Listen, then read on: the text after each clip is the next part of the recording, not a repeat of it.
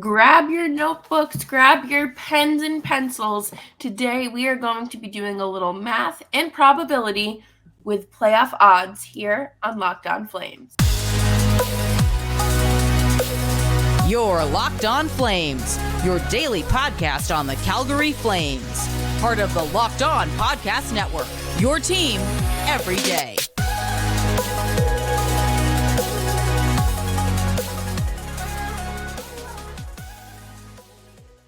Hello, everyone, and welcome back to Locked On Flames. My name's Jess Belmosto, joined with Nick Zararis, and today we are going to be doing a little math. But today's episode is brought to you by FanDuel, so make sure to go check them out on the official sportsbook of the NFL. And so today we're going to talk about some probability. You're going to want to learn all these odds, and especially when we get down to some FanDuel props, odds, and bets, we're going to quiz you on this stuff. So, Nick, we are almost to the All-Star break. Yes. How are you feeling about the league, the division, and the Flames? So the league is kind of settling to a point now where we have a pretty good grip on who is and isn't a playoff team. Right now, it's more so about the order. There are a few teams that are pretty close to playoff spots, like Buffalo in the East is outside looking in and has an okay chance with the amount of games they have left. Minnesota in the West, Nashville in the West is not that far out of those second wild card spots. But for the most part, we've kind of eliminated a lot of the fat. We kind of know who is and isn't going to be, at least in the conversation of making the playoffs, and who's going to be in a position to add at the deadline, which is really the first benchmark of this second half of the season, is when we can start looking at teams that we can loot for players to fill out the rest of our teams with. That's kind of one of my favorite exercises. I'll do that at some point during the All-Star break. Look through that 9-10 team, those bottom 9 or 10 teams, look who's on expiring contracts, and put together a list for a couple different teams to see who can add, because that's where we're at now. I know we always say teams like to wait as long as possible to stay around, but aside from maybe the Blues, who have really long odds to get back into the playoff odds, we know who's selling for the most part now. Yeah, absolutely. And I saw something yesterday that said the Blues have the worst save percentage in the league. Yes. And that makes me very happy. We are just big anti-Blues people here on Locked On Flames. But the Flames. Yes. How does their playoff projection look? It's really complicated because the problem with this conversation is everybody who has a playoff model calculates it differently. The sports books have an entirely different way of calculating who they like to make the playoffs and who they don't. When I was looking earlier this morning on FanDuel, they have 11 teams with positive odds in the with favored odds of making the playoffs. Of course, that's impossible. Only 8 teams make the playoffs. And then when you go and look on websites like HockeyViz, on MoneyPuck, those websites have entirely different criteria for calculating what is and isn't a playoff team. Like, HockeyViz has the Flames at 66%. MoneyPuck has the Flames at, 96%. It's very different based on where you look. And on FanDuel, the Flames are minus 430 to make the playoffs. So a pretty strong favorite to make the playoffs, even though they're in one of the wild card spots and there's a couple teams that are right there with them in a very congested Western Conference. Yeah, no, I think that's kind of one of the more interesting sides of this, especially as we do see more people kind of dipping their toes into the advanced stats or probability, I guess, of, things, is everyone has their own formula. Yeah. And I will never have one. I'm not a math person. I'm sure you could come up with something that would be, I don't know, you seem more like a math person than me. It's been a long time since I would say I was good at math. I think the last time I was actually good at math was like 6th grade. That was the last time like I was actively like, okay, I can get 100 on this test pretty much every single time. Once they started with the algebra and the complicated algebra, then I was kind of cooked. Like, I had to take intro to stats twice in college, but here I am looking at linear regressions pretty much every single day. So, but, and to your point about this, yes, every website has a different statistical model for calculating the individual stats that they use that go into their playoff probability models. Certain websites weigh things more, that certain things are more valuable than others. It's why you get different expected goals numbers. It's why you get different WAR statistics, because every website calculates things a little bit differently. And that is where you, as a sports fan, can get a fuller scope, a fuller breadth of ideas, because there's so much information out there. Now, it's hard to determine what information is and isn't valuable, but over time you can start to gather who is good at this and who isn't. I mean, somebody always keeps track of this. And then I haven't even mentioned Dom at the athletics model. He has one that's separate from these guys. So yeah, there's a ton of information out there, and it's really interesting. It's useful for framing these types of conversations, because no one really knows yet, which is part of the fun of this conversation. We're all guessing based on what's already happened. And what's already happened isn't a guarantee of what's going to happen. That's where you have descriptive versus predictive statistics. Descriptive statistics describe what's already happened, whereas predictive statistics forecast what is going to happen based on what's already happened. There's a lot to unpack in this conversation, and we still got to talk about basically every team in the Pacific sans the bottom 3. Yeah, so, I hope you're all ready in writing this down, because this will be on the test. We will give the test tomorrow. But, let's dive into the Pacific after we do our wonderful break brought to you by FanDuel. We are so excited because they are our new sports betting partner for Locked On, because they are the #1 sports book in America. And that is FanDuel. And if you're new to FanDuel, that's even better, because they have so many great features that make betting on sports fun and easy. Listen, if I can understand it, and it's math and numbers with letters, because you got the team letters, then you'll be fine. You'll all be fine. But new customers can join today and get started with $150 bonus in free bets guaranteed when you put down your first $5, and you just sign up at fanduel.com/locked-on. I will probably be placing, I know they're not the favorites, but Joe Burrow and the Cincinnati Bengals, because I am just a sucker for the white boy of the century. Nick, who are you betting on? The line moved. Originally, Cincinnati was a road favorite by about 1.5 points, and then everybody saw that Mahomes practiced yesterday, and his ankle isn't as hurt as everyone forecasted it to be. That line swung in Kansas City's direction. I will probably bet something like Cincinnati money line, because it's only going to be within 1.5 points, 2 points the spread, and you'll get a little more value on the money line. And then props are my favorite thing to bet on, because then you have something to actively root for. I'll probably do something like Travis Kelce receptions, and maybe something like Jamar Chase yards, something like that. That's what I look for. That's what's fun. Yeah. You just keep rooting for it, and it's not just one thing. It's something smaller, and something to watch for, especially if you aren't emotionally invested in a team. It's not like you're just excited about the money. Exactly. But head on over to FanDuel today and sign up and use fanduel.com/locked-on to get your bonus. Oh, the Pacific Division. Speaking of our friends at FanDuel, they have the odds in this order. And excuse me while I look at my notes here, but they have the odds to make the playoffs. Seattle has the strongest odds at -1,600. So you'd have to bet $1,600 to win $100. Then Vegas at -1,100. And then the odds really jump down. You have you have Calgary at minus 430. You have Minnesota at minus 430. You have the Kings at minus 260. You have St. Louis at plus 500.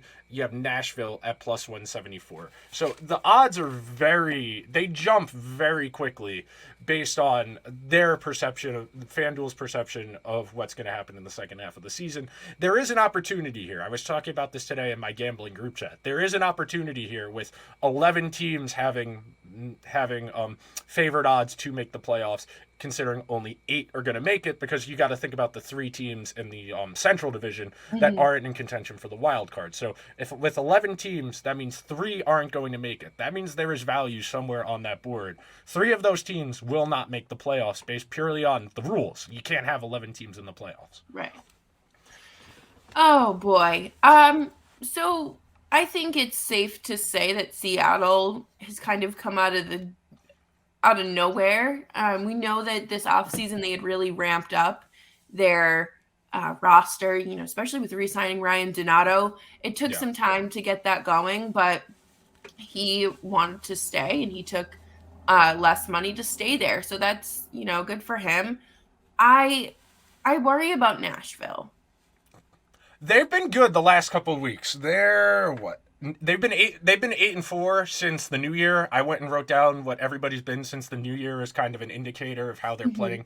Saros is getting hot, which is basically Nashville's formula to be good. Is if Saros is playing like one of the 5 best goalies in the league, they'll be able to hang around more often than not. To your point about Seattle, I was reading Dom Lushizin's article in The Athletic yesterday about what's made Seattle better this year, and they have the deepest forward group in the league. They might not have the best forward group in the league, but their 1 through 12 is easily the best of any in the league, because they're playing competent players on their fourth line. Like Ryan Donato gets like the 11th most minutes of any forward on that team when you compare that to who gets the 11th most minutes on some other teams around the league. And they have guys like Matty Beniers, who've been great out of the gate. That made a difference. They added Oliver Bjorkstrand, who's made quite a difference to that group. They've got a really deep group. They don't have any elite players on that team, but they've got a really solid group that in the regular season that will play. Come the playoffs, they're going to have a hard time because other teams are going to just have better guys, frankly. They're going to be able to exploit certain matchups where, like, say they play the Avalanche, they're going to look to get McKinnon and Rantanen out there against certain groups, and that'll be the problem. Well, I'm curious to see how this team build of no goaltending and all forwards goes going into the playoffs, but Seattle has the math on their side. They're well over 90% to make the playoffs in pretty much every statistical model. That's pretty good considering the Flames jumped from like 66 to 96. Yeah. And, I do think the Flames will make the playoffs. I think, whether it's a wild card spot or not. I think more than likely it probably will end up being a wild card spot. I mean, they're 5 back of LA for the 3rd spot in the division. No. Edmonton is ahead of them. Edmonton has been really good since the start of the new year. Edmonton 7-2-2 since the new year. They're going to add Evander Kane back in the next week or so. They're going to trade for a defenseman, which they've been linked to a few different guys. None of them good, which I think that's very ironic that every single year the Oilers get linked to people at the deadline and no one is actually good, but they fit archetypes and like narratives as opposed to just being good. But yeah, the Oilers seem to have gotten out of that funk. They're fully riding Stuart Skinner as their starter. They need another guy. Evander Kane will do some of that offensively, but they need at least one more defenseman. Yeah, absolutely. Have you seen the Flames linked to anyone? Have you heard any rumblings? It's so early. That's the problem. I mean, Daily Faceoff did what the Flames need, and they said a 6th defenseman and 1 more forward, which is what we've said for about a month now, that it's pretty obvious that they can't keep doing the revolving door at 60 to play with Zadorov, and they need 1 more forward for the top 9 so they can put Lucic on the 4th line or just put Lucic in the press box altogether. That's what they need. I mean, maybe it's Peltier, maybe it's him. He can be that top 9 forward, but that's a little bit that's a bit of a stretch for me to see them coming to the conclusion that he can go from 7 minutes a night to getting power play time and playing in the top 9. Yeah. They'll add. They're almost certainly going to add, but there's a lot more to talk about. And we've talked about this more than once, that the environment is what's helping the Flames, not so much the Flames' performance. That everybody in the West being so jumbled up is really helping them. Definitely. Who did you say was on that list as well? Is it Seattle, which we talked about? There's LA. LA is an interesting one. LA is 78% on HockeyViz. LA is 71% on Money Puck. So that's a discrepancy because it's the opposite for the Flames. The Flames are a lot higher on Money Puck than they are on HockeyViz. And that's in part because Money Puck values Corsi a lot. And Corsi, for those who aren't familiar, Corsi's just scoring chances. It's just the person who came up with the statistic. His last name was Corsi. It's just scoring chances. The Flames are always going to be one of the best teams in the league at Corsi because they generate a high volume of scoring chances. It doesn't necessarily mean they're good scoring chances. That is why HockeyViz dings them a little bit, because they don't generate a ton of quality offense. That's why there's such a discrepancy between those two models specifically. The Kings, on the other hand, they're an interesting group. They're pretty good defensively, okay forward group, but they're really riding a couple of guys heavily. Like, Fiala's been good, Kopitar always consistent. The Drew Doughty renaissance was not something I was forecasting coming into the season, but Doughty's been very good. They've gone down to their third goaltender in their organizational depth chart, and they've gotten something out of him. It's a really interesting team. I still don't think they're particularly good. I just think they happen to be a decent team in a mediocre Western Conference, the Kings.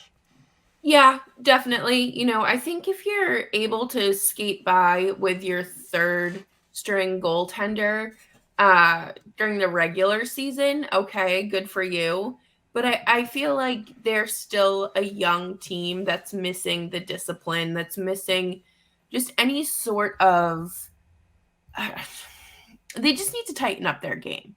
I think that they're very capable of making a lot of mistakes that these older teams can capitalize on and take advantage of. And we've seen that. We've seen that with the Flames playing them. And I mean, it's incredible that their third string goaltender has them, in a playoff spot, held them up. Yeah.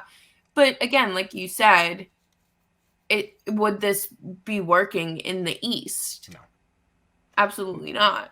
No, and to your point about this is what happened in that series in the first round last year against the Oilers. They made a couple mistakes. The Oilers hung around, and granted, the Oilers should have probably won that series in 5 or 6 games. They made their fair share of mistakes as well. But when it came down to it, Connor McDavid said, "We're not losing," and that's what happened in that series. The Kings don't have a guy who can do that. Granted, there's maybe 3 guys in the whole league who can say, "Just follow me and we'll win this game." But in that kind of situation, yeah, the Kings are an okay team. But other than them, I mean, Edmonton is still kind of figuring it out. We talked about them. They'll get Evander Kane back relatively soon. That'll help their forward group, but they need another defenseman. Vegas has kind of been in a funk since the start of the new year. I think they're 4-6? 4-5-1 since the new year started. And they've been dinged up a little bit. Mark Stone, always a little injured. Jack Eichel's been dealing with, I think, a shoulder injury. They're a little bit dinged up. They're riding a goalie who's never made more than 30 starts at the NHL level in a calendar year. They're relying heavily on 4 defensemen and 3 forward lines. Really hard to play with a fourth line that plays less than 10 minutes a night, a third pair that only gets about 11 minutes a night. It's just really taxing, and especially on an older group like Vegas is, there aren't any really... That's an old team. You think about how it's been assembled. It's an older group that's worn out, but they're good. I think it's pretty safe to say Vegas and Seattle are locks. After that, though, is where it starts to get into the conversation of who can jump up to what spot. Yeah, absolutely. And, I think we can talk about that next here on Locked On Flames. And thank you, everyone, for joining us. As always, you can follow the show on YouTube at Locked On Flames and find us on any podcast streaming platform. I am happy for Vegas, but Bruce Cassidy alone. That's it. Just Bruce Cassidy. I saw his comments about Jack Eichel underperforming, and I do wonder, if that has to do with his injury. It's possible. That also, everybody's different. I feel like Cassidy at least has a decent understanding of like what buttons to push with what guy. I feel like for a guy like Eichel, that might be the way to get him to respond, just being like, I thought you were good, bro. What's wrong? Yeah, And that's pissing true. him off into playing better. Everybody's different with that, but generally speaking, when a coach like directly says something like that, that means the coach knows that's the way to get through to that person. Because generally speaking, I'm against that type of thing. I'm very much let's be positive. We know Jack can be good. Eventually, he'll be fine. I'm more of a proponent of that. But if Cassidy knows that's what works with Jack, by all means, you have the relationship. You know what that guy needs. I think Vegas is fine. Then we start getting into the category where you're with Calgary, Minnesota, Nashville. Those are the three teams that are really going to be fighting for that second wild card spot. Because I think no matter what, the Oilers are going to be one of the two wild cards. And then more than likely, the Flames will end up being one of the two wild cards and not Minnesota or Nashville. But Minnesota's been playing well since the start of the new year. I know they've healthy scratched Matt Dumba the last couple games. That might be in hopes of facilitating a trade and getting something else that they need. They've been okay in that. Marc-Andre Fleury's been better since, I would say, mid-December. He's kind of gotten out of that early season funk that was derailing the Wild and my fantasy hockey team. So, hey, man, I drafted him, Markstrom, and Jeremy Swayman as my three goalies on that one team. And I thought I was going to be fine. And Swayman's been the backup to Ullmark all year. Markstrom has had a tough go of it, and Fleury had a really tough go of it the first half of the season. But, yeah. That's brutal. Yeah. Hey, man. No. I thought that, and I never draft goalies in fantasy hockey. I always wait till the end and say, I'm going to get as many. The reason my team that in that league is still good is because I have 5 of the top 30 players. I have McDavid, I have Jason Robertson, I have Erik Karlsson, I have Rasmus Dahlin, and Rupe Hintz. I have 5 of the top 30 guys in the entire league. So I'm fine having bad goalies, but I thought I was going to have the best goalie trio in the league, which is upsetting. Yeah. No, I remember someone drafting Markstrom in like the first or second round, and I was like, "This is my worst nightmare." Yeah. Why did someone? No, y'all can take him. That's fine. Yeah. That is perfectly fine. I think I ended up with Ottinger, which is even better. So, you know, the Flames, like out of those 3 teams, I do think that the Flames are the best. I'd agree with that. I think that they are in a much better position than Nashville. Because Nashville does this weird thing where they don't have any forwards, really. Their defensive group definitely helps with the offensive play a lot more. I mean, you have Roman Josi and Matt Duchene and, Philip Forsberg. Listen, I think he is the only forward on that team that is worth something. Duchene's not bad. They could sure use Eli Tolvanen. I still. Oh my God. I'm sure that team. I'm sure there's like a solid 29, 30 teams that could use Eli Tolvanen.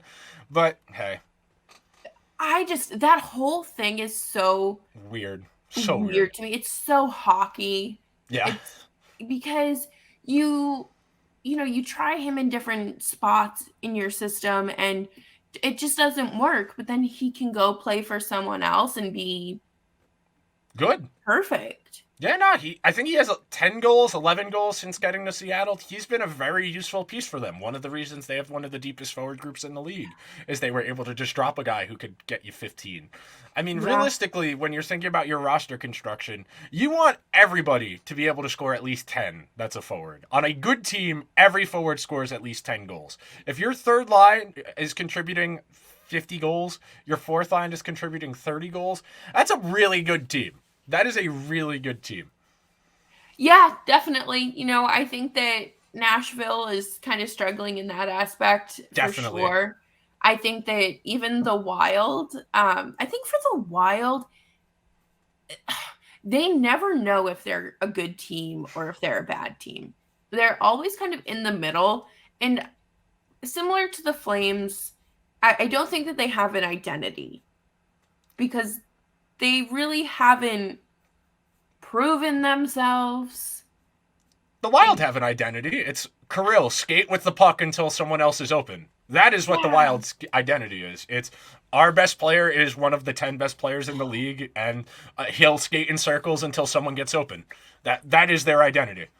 That's fair. I don't know. That's not really an identity. Granted, No. that's not a long-term sustainable plan, having your best player just do everything. I mean, I read today that they're going to scratch Ryan Hartman against the Flyers for some reason. Ryan Hartman pocketed 30 goals last year. That was kind of an outlier, like, crazy thing, but Ryan Hartman's a useful player. They're in a weird spot because they are trying to meld younger guys onto an older group, and that older group is still kind of hanging on, but they're not good enough to really break through beyond maybe a second-round exit. But they're okay. I think the Wild will end up being the biggest competition the Flames have for that second wild card spot. I think Nashville has the potential for it, and that's only if Saros stays as hot as he's been the last couple of weeks. That's really the only path forward for Nashville. So if you're thinking just head-to-head against the Wild, I would say the Flames are a deeper team. They've got more depth than the Wild do. The Wild are relying on just 2-3 guys to do a bulk of their important things.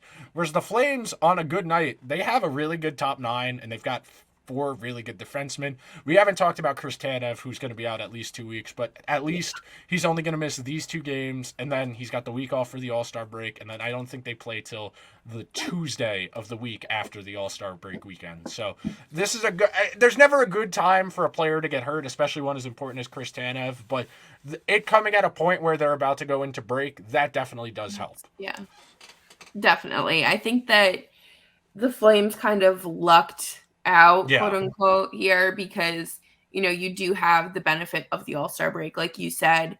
And I mean, maybe this puts some sort of urgency for them to really look at what's available. And I know, like you said, it's still early, but those are still valuable points on the table that the Flames really need to take advantage of. And it's, people talk about, oh, well, like you had to go to overtime. Points are points. I don't care. That's the thing. It's different for every team, but for a team like the Flames that's thoroughly in the mix for a wild card spot, every point does matter. If you're a good team, like if you're the Rangers, you're the Devils, you're one of those teams that's trying to get to the 2 seed, so you have home ice in the first round, that's where you can be greedy and say, we need 2 points every night. But for a team like the Flames that's in a wild card spot, 1 point ain't going to keep you. 1 point over the course of the second half won't keep you in the mix. That was another thing I looked up, just based on point percentage, what they would end up with in the second half. If the Flames played at their pace that they played in the first, prior to today, not including, obviously, because we're recording this Thursday afternoon, they still have to play the Blackhawks tonight, and they play Seattle tomorrow. If they play at the pace they've played up to this point, they would get 39 points in the second half, and that would put them at 94 points, which that's a little low. Generally speaking, you want high 90s. 100 points is definitely a playoff team. If you get to 94 and you don't make it, that means someone probably leapfrogged you. That means Minnesota leapfrogged them if they don't make the playoffs with 94 points. Yeah, and this team does weird things on back-to-backs. I feel like they underperform in the first game, and then they come out in the second game looking like they have had like a week off. And I feel like that's the exact opposite of how most teams play, but whatever.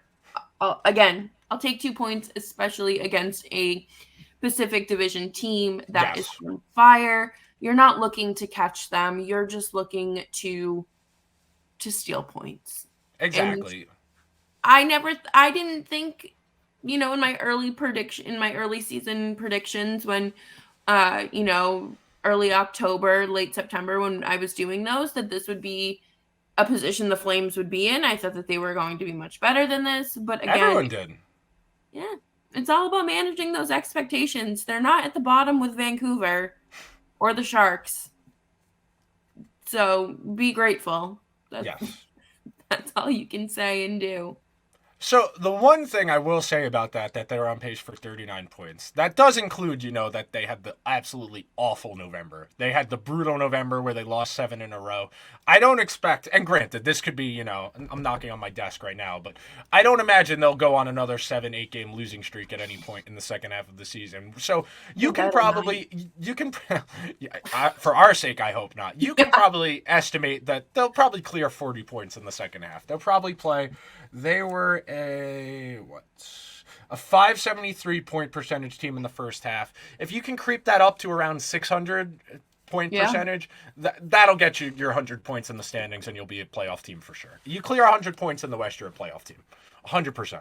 Yeah, that's very easy. I feel like, I don't want to say easy to do, but like in the West, it's feasible. It's not that it's easy, it's reasonable, it's doable. That's the point you're trying to make. Yeah. Yes, thank you. I really hope that we don't have to go through another November, because that was brutal for this team and recording. But I saw something, I believe it was Ryan Pike. It was before the Columbus game.